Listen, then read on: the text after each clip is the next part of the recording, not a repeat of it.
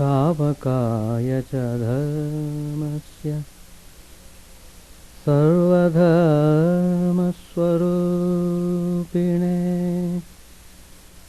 स्थापकाय च धर्मस्य सर्वधर्मस्वरूपिणे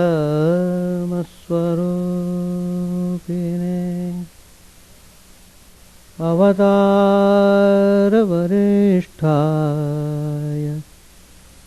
रामकृष्णाय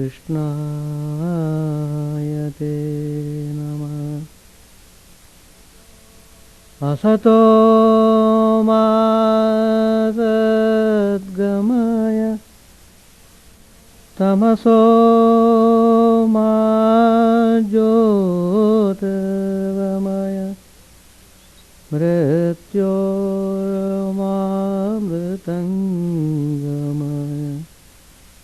ॐ शान्ति शान्ति शान्ति।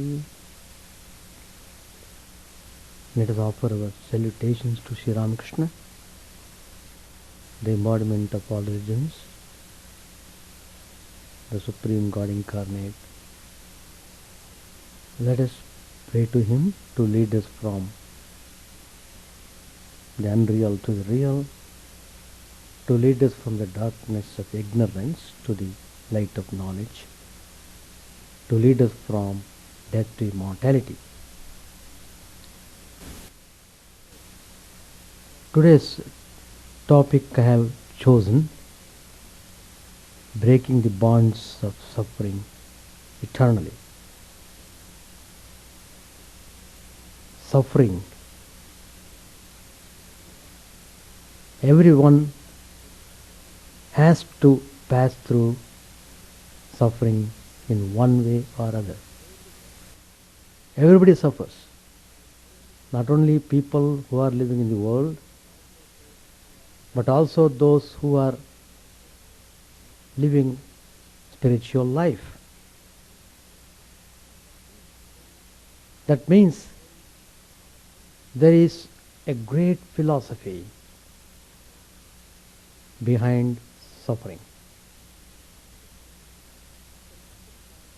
You can understand the significance of suffering only if you have spiritual attitude.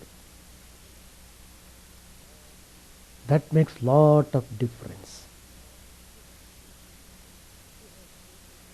If you have spiritual outlook, then you realize that suffering is coming to educate us, to learn the lessons, to behave properly, to turn towards God, to turn towards the Divine Supreme, to get away from the darkness of ignorance. So, suffering, when looked upon spiritually, becomes also spiritual path. That means it leads you towards breaking bondage. The more and more you are going towards God, the less and less you are freed from the suffering of bondage. So, we have to look suffering in this way. Of course, suffering has its own cause. Why suffering comes? Suffering comes because of our own wrong way of living the life. In other words, when we totally neglect the divine presence, we come to suffering. If you become aware of the Divine Supreme, then suffering also becomes a kind of joy. It depends upon how you look at it. That's what I said in the beginning also. Parents suffer in order to raise the children, but there's a joy in suffering. Mother really suffers before giving birth to the child, but she knows that this is not really suffering. It really gives a kind of joy. So, suffering comes on account of our bad behavior, on account of our inflated ego, due to anger, due to jealousy, due to hatred. You initiate tremendous chain action. So,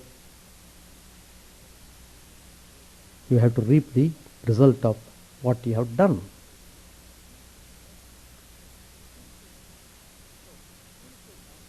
So, spiritual masters teach us the way, because when suffering comes, it doesn't ask your permission. It simply comes. Whether you like it or not, it hits you. But if you know how to handle it, you really get out of suffering. So suffering has double purpose. One is to burn your bad samskaras, to burn the sins committed by you, whatever way. And the other purpose is to lead you towards God, to lead you towards the truth.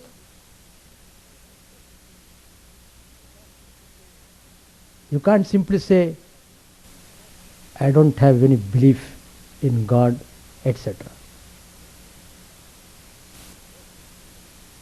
It forces you to recognize the invisible divine force working in the universe. There was a great character in the period of Sri Ramakrishna's time, Girish Chandra Ghosh, who himself has said that he had committed Himalayan blunders in his life. There is no crime which he has not done. He was in a very terrible state. He had become drunkard, and totally he had become very nasty. So it went on for a time, and then he felt terribly miserable. He reached a point of total frustration or despair. It is not easy passing through fire of suffering. In fact, some people who cannot bear suffering commit suicide. It's not that they want to die, they can't bear. They can't bear the suffering. But here, in this particular case, finally he thought, let me go and offer my prayers at Shiva temple. There's a famous Shiva temple in near Calcutta, Tarakeshwar. Very famous temple. Just like Tirupati in South India, Tarakeshwar Shiva is really very great. Lots of people go there and make prayers, and many people feel their prayers are answered because they go and there follow certain disciplines. So Girish Chandra Ghosh went there and he prayed to Lord Shiva in his own way. Till that time, he had not thought of God, or probably he thought God was not necessary because he was earning a lot of money. He was a good dramatist, artist. So why God? So such a person, when he was driven to utter hopelessness, just forced him, as it were, to think of God. At least let me try. That was enough. He came and he prayed, but he was praying really from his heart. Is there no hope for me? Should I have to die like this? Worse than an animal? Worse than an animal? Oh God, please bestow your grace and save me from dangers. And finally his prayers were answered. On account of his prayers only, he came in contact with Sri Ramakrishna, who showed infinite grace on him. Because Sri Ramakrishna, whoever came to Sri Ramakrishna, nobody would go without his grace. That is Sri Ramakrishna's personality. If you read Gospel of Sri Ramakrishna, you understand how many types of people would come to Sri Ramakrishna, how many questions and doubts they were discussing with him, how Sri Ramakrishna himself would go and visit lots of people of his own accord. Uninvited he would go in order to bless them, in order to show them the spiritual path, in order to raise them from their hopeless state. And here it's a glaring example. The worst person on this world, Girish Chandra Ghosh, was taken up as if Sri Ramakrishna was drinking the poison. You know, Shiva drank halahala poison to save the world.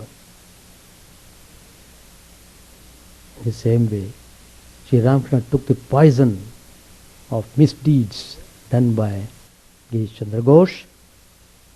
The result was Sri Ramakrishna had to suffer by cancer, throat cancer, not ordinary. He can't drink, he can't have any nourishment, sore throat, constantly paining. What a terrible state. Sri Ramakrishna himself says that. Sri Ramakrishna says, I don't have any karmic theory for suffering. Sri Ramakrishna was born pure. From the day he was born till the last day, the whole mind was set on Divine Mother. Always his mind was full of divine consciousness. For him, where is the question of karmic theory? It's all for ordinary mortals like us. But then Sri Ramakrishna himself explains that I am suffering because I took all the reactions of the sins done by Girish Chandra Ghosh. So this throat cancer has come. And how Sri Ramakrishna just carried on his life. In spite of the throat cancer, he would speak hours with devotees, with people who would come to him. Talking about what? Talking about spiritual matters. Giving them spiritual treasure. Making them really happy. Do you want to be really happy? Come in a spiritual way. You can be happy. Don't condemn yourself, you are finished. No. Even the most condemned man has a hope if he comes to God. If he doesn't come to God, yes, I admit he has no hope. But one cannot be without hope at all, even though he feels at times he has no hope. Still, it gives an awakening to him that he will have a hope, probably with much more suffering. He has to get that idea that I will be raised from this hopeless condition, and there is a hope. That awakening should come to him. Till that hope comes, suffering continues to come. As I said before, suffering comes to educate you. If you don't learn in a natural way, it forces you to learn. Really, it forces you. In spite of it, if you don't learn, then suffering laughs at you. Well, be ready for more suffering. That's all. Because life is a continuous process. Simply by casting off this body doesn't mean you are died eternally. Not at all. The soul is immortal, deathless, birthless. It continues its existence. It's passing through all these bodies in order to satisfy the desires cropped up in the mind for various reasons. We don't know literally how this ignorance came in the first place. Nobody can answer that. The answer comes only through realization. When you realize the divine truth, then you think the whole thing is a drama and you laugh over it. Finished. That's the end of your life. Till then, keep on going back and forth. Millions of times you have to come, millions of times you have to die, but still you persist. So, you are persisting in order to prove the presence of God. So, that is why suffering, looked from spiritual point of view, is a blessing in disguise. One's mind at once turns to God and seeks His grace. He needs God's grace at most. He wants it immediately, urgently. He hankers after God's grace. He is up to do anything to achieve God's grace. He is driven to that state. Misery comes to everyone. In adversity, God is remembered the most.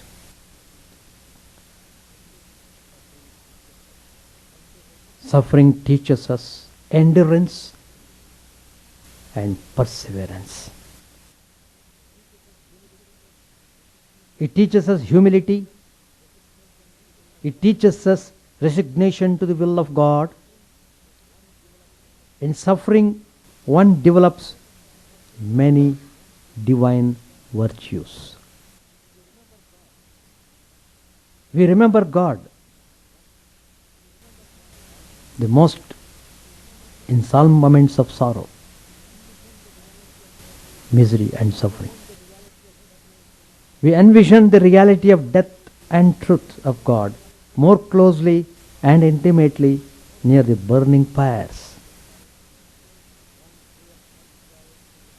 One clears oneself from the debt of sins and karmas through suffering. Suffering has a purging effect. Purification through suffering leads one nearer to freedom. No one has come in this world of his free will. Actually, you are pushed to take birth in this particular way. Pushed by what? Pushed by divine force, which is operating in everyone.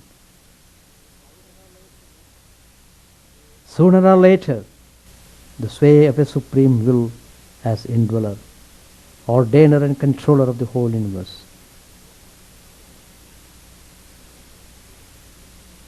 Sooner one learns, the better. Suffering in the will of God unveils the true face of Maya, the true nature of perishable body and life, and turns one's mind Godward. It induces mercy in the heart of the suffering creation. Many people do think about the problem of suffering,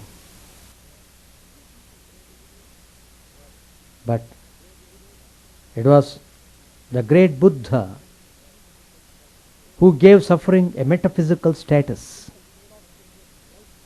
and built a philosophy of life upon it. This philosophy given by Buddha is based on the Four Noble Truths. One is, there is existence of misery. It's a statement of fact. You can't deny it. Nobody can deny. Second, an origin or cause of misery. Third, the cessation of misery. And fourth, a path leading to the cessation of misery. As the way to the cessation of misery, Buddha propounded the Eightfold Noble Path, consisting of right faith, right resolve, right speech, right conduct, right livelihood, right effort, right mindfulness, and right concentration. The means he employed to counteract the phenomenon of misery was other than the phenomenon he wanted to bring to an end forever.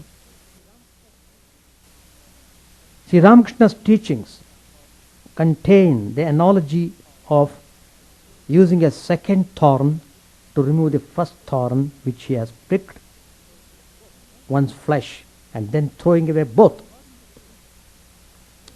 According to the Gita, the special skill lies in using the unavoidable factor of karma in such a way as to end it.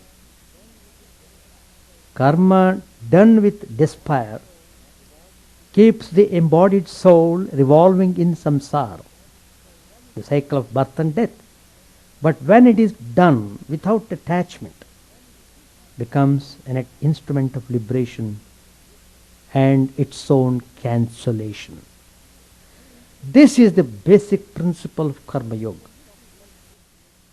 Another instance of self-cancellation is the case of tantric sadhana, the underlying principle of which is that poison in the form of sense pleasure can be counteracted by poison itself if used in the right quantity and right way through yogic discipline and sublimation. Similarly, suffering may be counteracted and cancelled through suffering itself.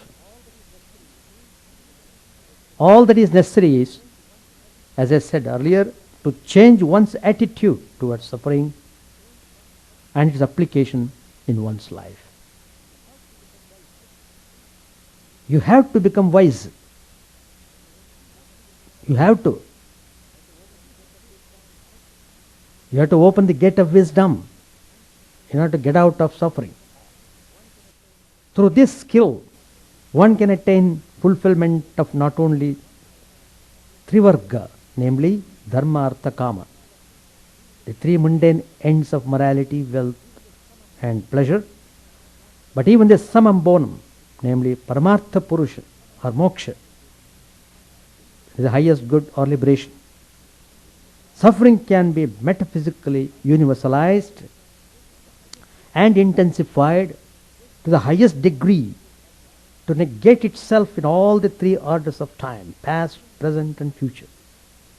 Suffering, when accepted and undergone willingly and voluntarily in a spiritual attitude for the sake of freedom, liberates the individual as well as mankind from all lesser mundane sufferings.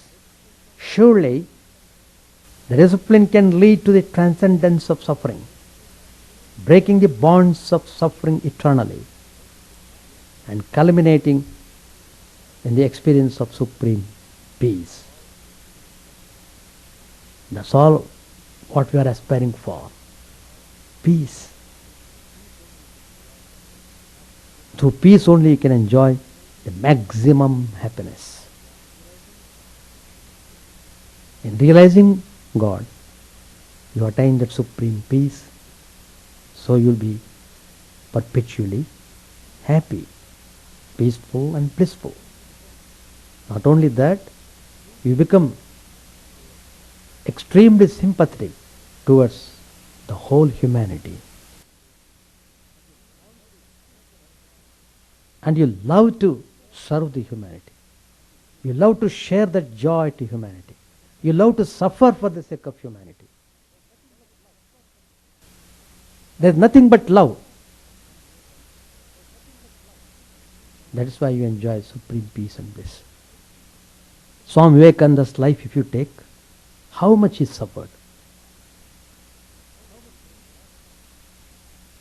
How much he underwent a lot of difficulties in life.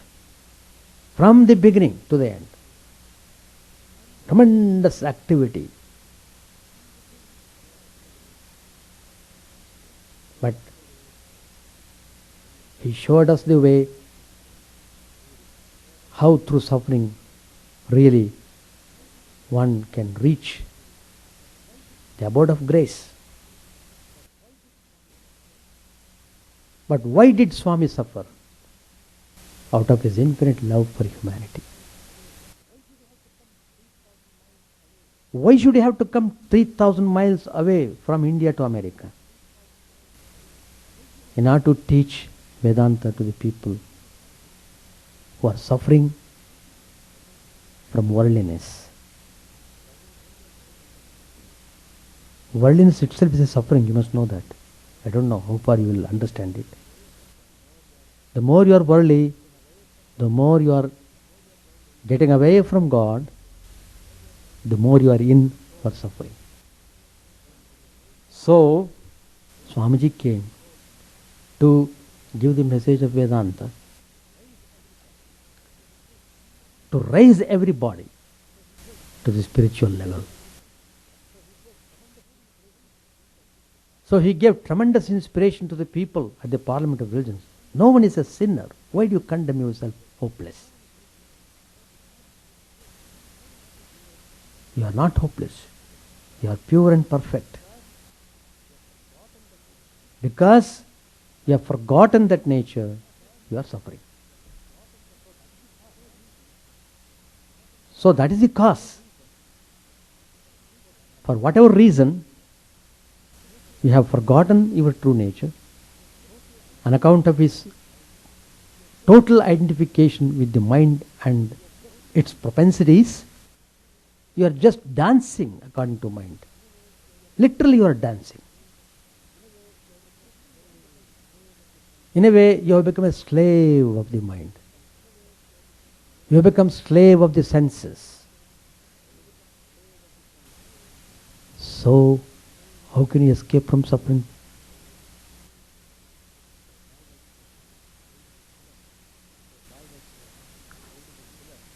So a boy was holding a pillar and making a round, walking around holding the pillar. At the same time he was shouting, "Oh, enough of it, I want to be released, I want to be released." Good. Release your hand from the hold of the pillar, you will be released. That you won't do. Unless you release your hold, you cannot be free. Same way, unless you develop the technique of disconnecting yourself with the senses and the mind, you can't be free from suffering. Well, Swami Vivekananda came and gave the message of Vedanta and declared Vedanta is the future religion. It's not that Swamiji is adding one more religion. He only said Vedanta integrates all religion. People will be able to recognize the significance of every religion and the importance of practice. That's what Vedanta teaches. Take whatever path you want to choose, but don't waste time in useless things. Apply discipline, control your senses, and try to get the grace of God. That's why Vedanta emphatically says a Hindu need not become Christian, a Christian need not become Hindu. On the other hand, a Hindu becomes true Hindu, a Christian becomes true Christian if he follows Vedanta. Don't be scared about Vedanta. Vedanta doesn't take you away from your religion. Don't have that feeling. In fact, Vedanta makes you secure in your religion, whatever path you are following. But Vedanta wants you to think properly, to act properly, to meditate properly, and love the humanity. Don't be fanatical, don't be abusive. That's what Vedanta says. So all these sublime truths embedded in Vedanta were given out first time by Swami Vivekananda to the whole world through Chicago at the Parliament of Religions. And immediately after returning from America, he started the Ramakrishna mission with the motto Atmano Mokshartham Jagad Hitaya Cha. To realize the divine truth, serve the humanity. To realize the divine truth through serving humanity. Through serving humanity has become a channel for one to realize God.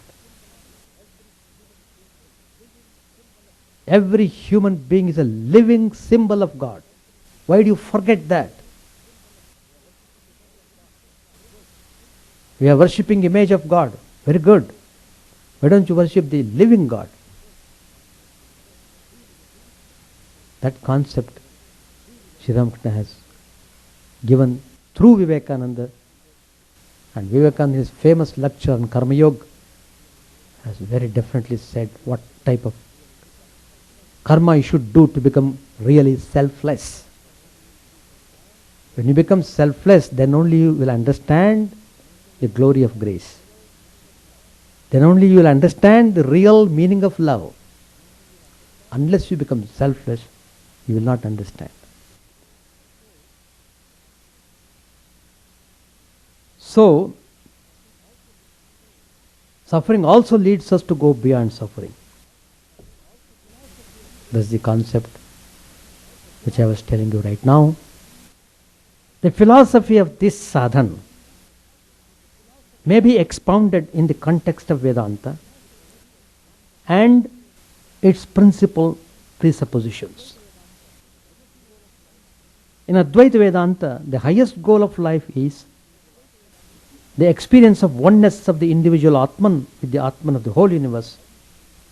That is, the identity between Jivatman and Paramatman. Its real nature of reality is Satchidananda, being consciousness, bliss. This unitive experience is attained through any of the four traditional yogas: jnana, bhakti, meditation and karma. Similarly, if we can say the suffering is also a path,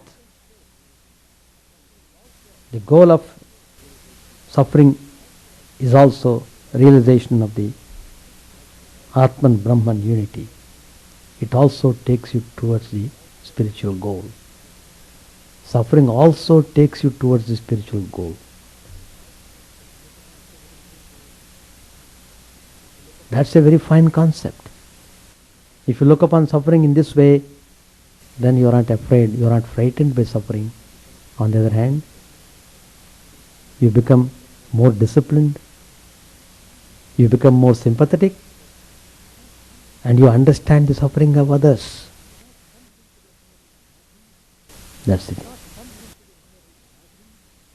It is not something to be merely imagined, perceived or conceived intellectually, but a matter of direct experience, more real and permanent than any experience of the world. Our attempt here is to prove that the means of ending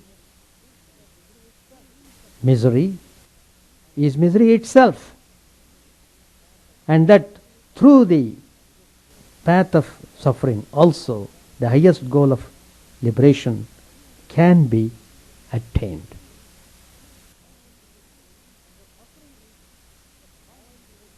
So suffering is the common fate of mankind and all living beings, but the point to understand is its possibility of being utilized as a sadhana. There's a vast distance between suffering as fact and suffering as yoga. And until this is grasped, hardly anyone will accept dukkha voluntarily as the instrument of achieving the highest goal of human life. The question then is, can there be any such thing as a suffering path? Can you call suffering also a path to yoga, a path to reach God? The classical philosophy of sadhana propounds Jnana Yoga, Karma Yoga, Bhakti Yoga, Raj Yoga.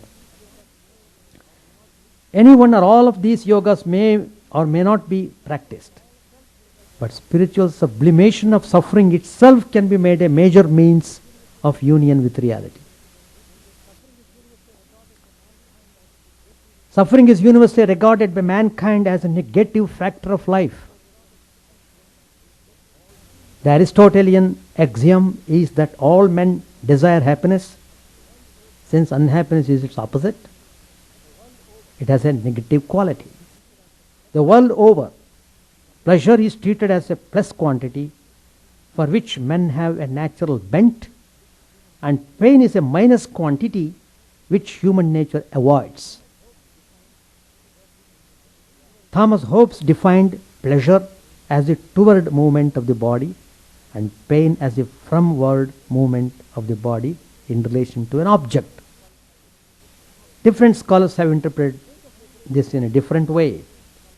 The state of liberation, mukti, is defined by Indian philosophy as atyantika dukkha nivritti paramasukha praptischa. That is, total cessation of suffering and obtainment of supreme happiness. Atyantika dukkha nivritti paramasukha prapti. Beautiful Sanskrit words. Therefore, suffering is something that has to be got rid of absolutely. But there is no reason why, with a certain change of perspective, this negative experience of man cannot be utilized in a positive way to bring about its own end. End in philosophy of sadhana is most comprehensive as it takes into account all of human nature and capacities and excludes none. Thus, the cognitive, conative or affective faculties or the psychic mechanism itself, any element of man's mind can be utilized for the attainment of union with Absolute, depending upon the innate tendency and bent of mind of the sadhaka. The Puranas tell the story of a soul which attained liberation through enmity, anger, hatred in 3 successive births as Hiranyakashipu, Ravan and Kamsa. That soul lived as the greatest enemy of God and was killed by the incarnate God's own hands.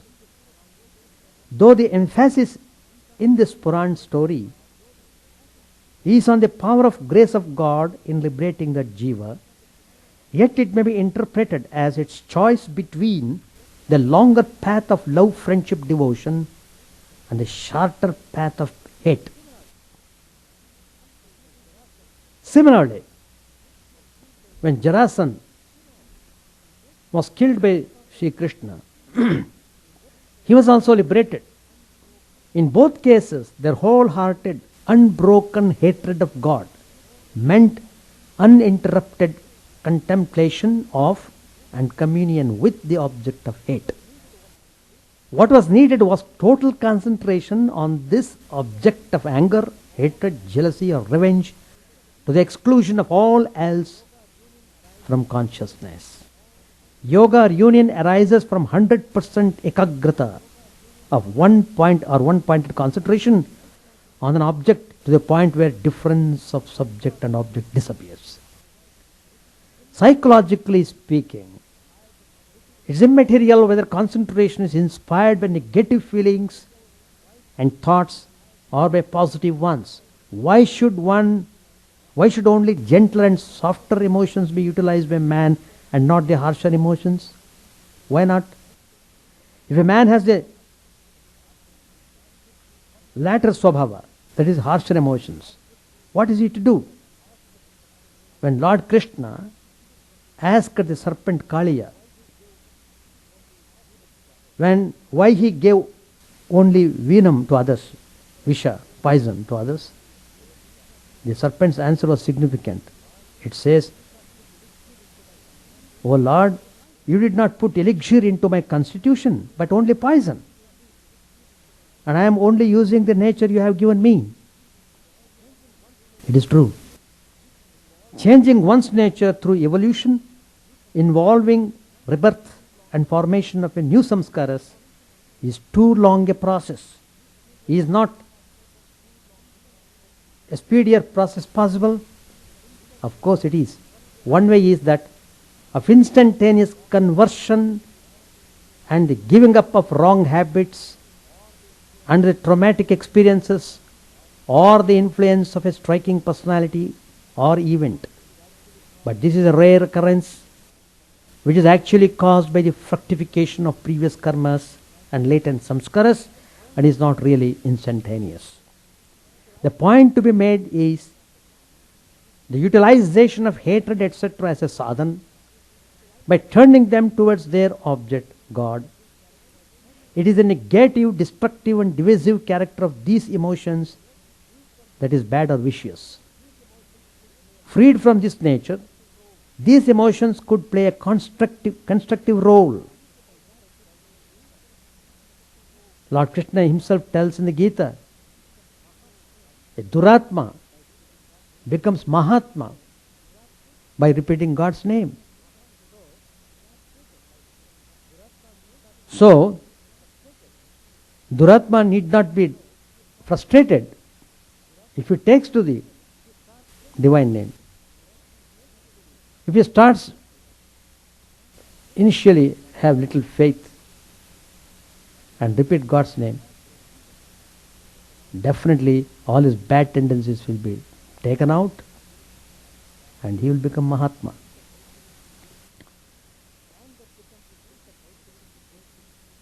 Anger becomes the spirit of righteous indignation against injustice, exploitation, iniquity and tyranny. The basic precept of Mahatma Gandhi's practice of non-violence was that one should hate sin but not the sinner. By the transmutation of anger etc. from the will to injure and destroy into the will to remove obstacle on the spiritual path, God may be realized, provided there is so much sincerity and intensity as to lead to the exclusion of all other thoughts, emotions and volitions. It may be granted that this is a dangerous doctrine, as the chances of misapplication and misunderstanding are much greater here than in the path of love and devotion or any of the orthodox methods. However, this theory of spiritual discipline might be examined in order to rebut the view of some Western psychologists which attributes the mental physical symptoms of spiritual experiences to abnormal mental states. Similarity of psychophysical symptoms produced by abnormal and supernormal status is superficial. The distinguishing marks of the two conditions are fundamental and not difficult to discover. Since the capacity for suffering is universal, the yoga of suffering is open to all. But few choose this difficult path. The Christian belief is that some are chosen by God for suffering and His will cannot be questioned. The explanation of Vedanta would be that those who adopt the suffering path are so constituted because of their inherited samskaras fitting them for it, and not human society and history, from loss and negativity to gain and positivity, from failure in the material world to success in the spiritual world. The common argument used in moralization that good comes out of evil may sound hackneyed, but is nevertheless true. Phrases like a blessing in disguise, the healing quality of surgeon's knife, etc. There are different expressions of this argument. Pain, evil, loss have served as preludes to refinement of character, as occasions to learn great lessons in life, occasions for more solid and positive gains. If this much is considered in the mundane sphere, why should not this be extended to the supermundane sphere?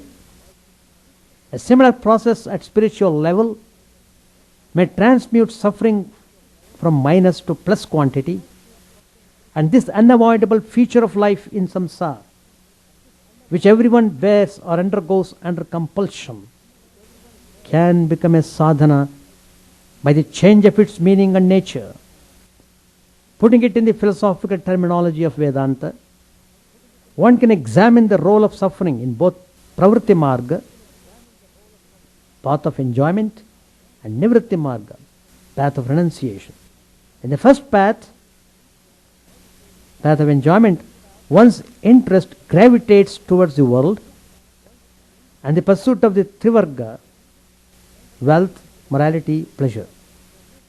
A person leading this path may meet suffering in a negative way, that is, as only an evil to be removed as soon as possible, but the results he gets will also be only negative. He learns nothing from suffering, and instead of coming out of this fiery ordeal a spiritually better person, he becomes more bitter, angry, unkind, and revengeful. Or he may meet suffering in a positive way, that is, he may regard suffering as a fruit of his own karma, to be born in a spirit of resignation arising from the acceptance of divine justice. He now gets positive results. He cancels the evil fruits of evil deeds and becomes kinder and more understanding, and his faith grows. What about the person who treads the path of nivritti, whose outlook gravitates away from the world and who is pursuing the goal of liberation? He meets suffering only in the positive way, as something to be borne in the same equanimity of spirit with which he accepts its opposite experience of pleasure. He looks upon every experience as God's gift, given out of compassion, given to help others to get rid of their burden of suffering, which is the true service of God.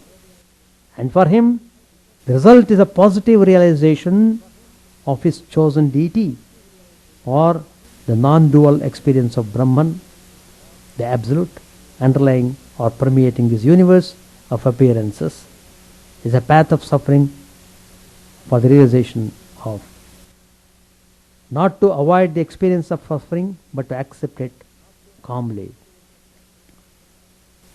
Conversion of suffering into spiritual technique and realization of the Supreme Self by transcending suffering. These constitute what we call the path of suffering or the yoga of suffering. That was what Lord Christ did on the cross and Mahatma Gandhiji did in the political field. The path to God shown by Jesus is a sadhana of love of God combined with suffering for the salvation of mankind. Unlike traditional bhakti, which is the way of love and worship of the Most High and beautiful, and hence strewn with flowers, the special feature of suffering yoga is that it is a way of thorns. But flowers and thorns are often found conjoined in life. There is no rose without a thorn. Bhakti without suffering or suffering without bhakti are both abstract methods. And in fact, the history of Bhakti Marga is replete with examples of how the devotees of God have had to suffer for their faith. So Jesus was the concrete way of wearing both the flowers and the crown of thorns, bhakti and suffering. He took upon himself the role of the sacrificial lamb as an atonement for the sins of mankind by taking upon himself the burden of the world's sin, although he was himself sinless, out of the love for God and man, and undergoing the world's suffering a million times intensified on the cross. He cancelled universal sin and consequent sorrow and grief forever, and is therefore called the Redeemer. Similarly, Mahatma Gandhiji taught and practiced the method of self-suffering for the sake of truth, to destroy collective suffering caused by injustice, oppression, exploitation and tyranny in society by changing the hearts of evildoers. Satyagraha is the sole force which spiritualizes him who practices it as well as all others who feel its effects. One of its primary conditions is to undergo suffering oneself for the sake of others. In fact, it is a path of suffering for the realization of God in the form of truth. The first fundamental principle of this yoga is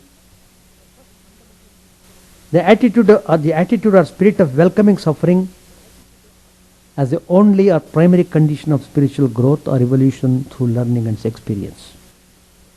There is indifference towards happiness which is universally described by all creatures because it is an obstacle to wisdom, diverting as it does attention towards enjoyments. Human birth is a precious gift. To avoid wasting this life in mere enjoyment, one should be ready to face suffering, and suffering with equanimity, if not with eagerness. Vedanta philosophy starts with the axiomatic assumption that all men seek happiness, but experience proves that all happiness, whether coming from the outer world of objects and beings or from the inner world of feelings and thoughts, is impermanent. The wise man therefore neither seeks nor remains contented with lower forms of happiness, but aspires to attain supermundane and eternal happiness, which is of the nature of supreme peace beyond both sorrow and pleasure. The true spiritual aspirant must be willing to give up the pursuit of lesser ephemeral happiness and accept its opposite experience, namely sorrow, in order to understand the deeper meaning of life. Development in both mundane and spiritual spheres must be based on the foundation of sorrow-suffering. One who doesn't suffer learns nothing about the meaning of existence. Only when he suffers does he begin to rise slowly beyond the mere surface appearance of things to the hidden reality. According to another great scholar, William James, the pessimistic outlook is truer than the optimistic one. The pessimism of the twice-born nature is a deeper and more comprehensive attitude of life than the optimism of the once-born nature. So suffering is not to be shunned as an enemy, but to be welcomed as a friend leading the sadhaka to the highest good. The second principle of this yoga of suffering, which may be considered a logical corollary of the first, is a conscious cultivation by the sadhaka, by the aspirant, of the attitude of making suffering a gain, not to allow any suffering to be totally negative. It is converted from negative to positive quantity when treated as an experience having some metaphysical truth hidden in it, and hence adding to jnana. Putting it in theistic terms, one sees the will of God in this as in all other experiences. In Vedantic terminology, it promotes vairagya, dispassion, as it reveals the undesirable or impermanent nature of this world. There should be the conscious practice of searching for the meaning of suffering while experience is taking place. This is to be done by cultivating the practice of the attitude of detached witness or sakshi bhava, even during the experience of sorrow, and not only afterwards for moralizing or as mere academic analysis. The will or message of God or unity of non-dual reality is grasped instantaneously as this discipline gets perfected. Only when approached in this way does suffering lose its merely factual quality and acquires the metaphysical quality of the meaning of reality. One explanation of the pessimistic emphasis on misery in Indian philosophy is that it teaches that suffering has to be grasped in a metaphysical spiritual sense and not merely as a natural condition of body, mind, spirit. In order to break the bondage of transmigratory life, the fundamental assumption in the yoga of suffering is that suffering is caused by man's ignorance of his real nature as Satchidananda Atman. In the Upanishads, such a person is called Atmahat, or the destroyer of self. Most people are not only ignorant of their true nature, but are also unaware that they are in ignorance, and that all their suffering is caused by this ignorance. But when dukkha is thus grasped, it cancels self-ignorance or alienation from the Atmasvarupa of the individual self. The third and most important principle of this yoga is that suffering to become a yoga has to be self-suffering and not other suffering. For the suffering, which is a means of evolution in both mundane and spiritual life, has to be one's own. One should not cause or even wish for suffering in others. One should have nothing but greater kindness, sympathy, and compassion for those who suffer. Only then can one be called an aspirant. Self-suffering is to be welcomed as a means to liberation, but as the suffering of other people is concerned, it is to be removed as quickly as possible by all means at one's disposal through alleviation, amelioration, or sublimation. In fact, the essence of this spiritual discipline, Dukkha Yoga, is the wisdom of discovering the right cause and reason for inviting self-suffering in order to bring relief to mankind, temporarily or permanently. Removal of any form of empirical suffering of others by self-sacrifice makes one a great benefactor. But the highest cause for which one can sacrifice oneself is the removal of the ontological evil of ajnana, ignorance, present in the human soul, and the suffering caused by it. In this connection, the essential point to remember is that mankind or humanity is collectively, not distributively, present in each and every person, so that service of one person or a few persons, whether to relieve them of any empirical suffering or of the highest suffering of alienation from their true nature, is service of humanity as a whole. And the sadhaka suffers every pain and sacrifice of life to attain his end. Together with humanity he serves. The goal of Sarva Mukti, liberation of all, occasionally referred to in Vedantic thought, is the fittest ideal for his sadhana. Or one may adopt this ideal of Bodhisattva, who is so enlightened that he abjures his own personal liberation until the whole world is liberated. So, if we have spiritual attitude towards suffering, then suffering paves the way for peace and joy.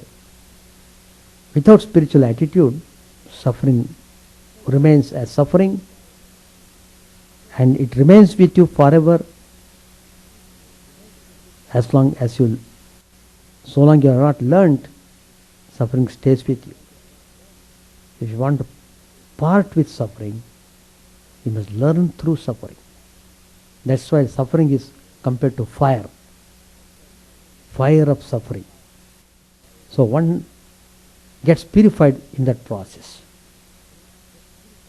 It removes all the impurities of the heart. It makes the heart clean, refined, pure, perfect.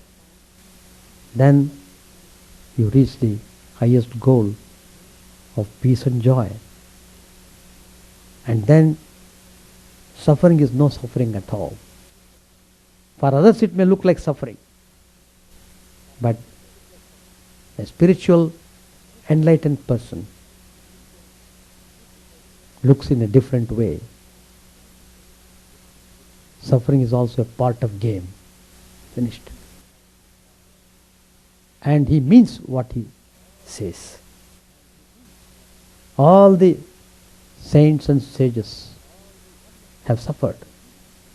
Show me one example where a person has not suffered. Not one example is there. So, don't be afraid of suffering. Suffering should become afraid of you. That's the way. That's the attitude of Vedanta. A Vedantin is not afraid of anything. You will become the personification of strength. That's your real nature. So, get rid of all this weakness. Succumbing to suffering is also a kind of weakness. So weakness must be got rid of by strength. That means you need to become strong. To become strong you have to suffer. To develop biceps you have to do it. Athletes, you join gymnastics and do lots of exercise, sweating all over the body. But then you enjoy it afterwards. The after effect is very good. And you also know it also. If I do this, I get that. Same way. You must know. Suffering is coming just to purify me. To open the gate of wisdom.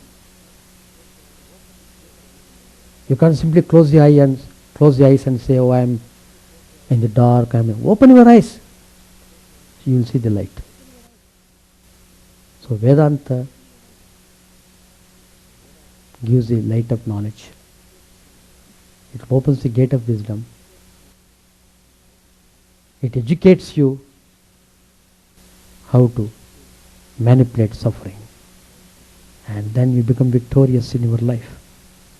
Thank you very much.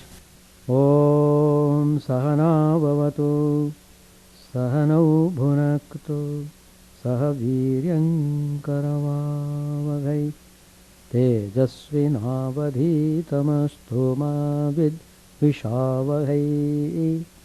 Om Shanti Shanti Shanti. Harihi Om. May the Divine Spirit protect us, guide us, give us strength and right understanding. May we not hate one another. May love and harmony be with us all. Peace, peace, peace be unto all. May the Divine Lord protect us. May He nourish us. May we work in harmony with great vigor. May our study be illuminating and fruitful. May we not hate each other.